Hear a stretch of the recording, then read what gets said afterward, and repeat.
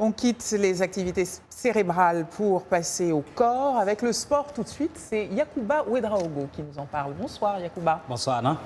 Alors, l'affiche Juventus de Turin-Real Madrid va lancer les quarts de finale aller de la Ligue des Champions.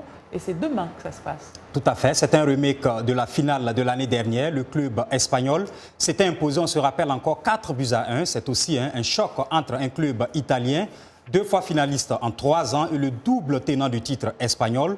Une opposition de style entre des Turinois plus à l'aise en défense. Seulement 5 buts encaissés depuis 25 matchs, toutes compétitions confondues.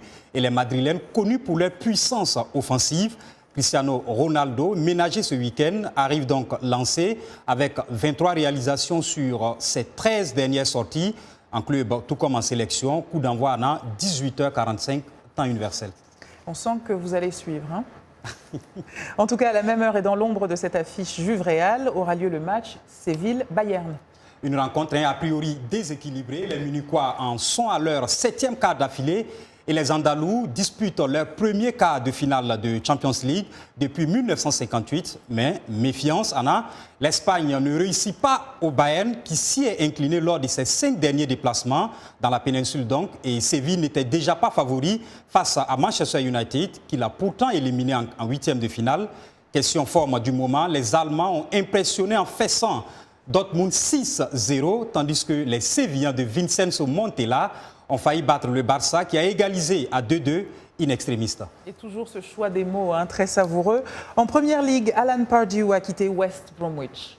Albion et Alan Pardew se sont mis d'accord pour se séparer. Pardew, on se rappelle encore, 56 ans, qui a notamment entraîné Newcastle et Crystal Palace, avait pris la tête de West Bromwich en novembre 2017. Le club n'a remporté que 3 victoires en 32 journées de championnat et occupe la dernière place avec 10 points de retard sur le premier non relégable, Crystal Palace. Et tennis, pour terminer, décidément, Nadal est redevenu le numéro 1.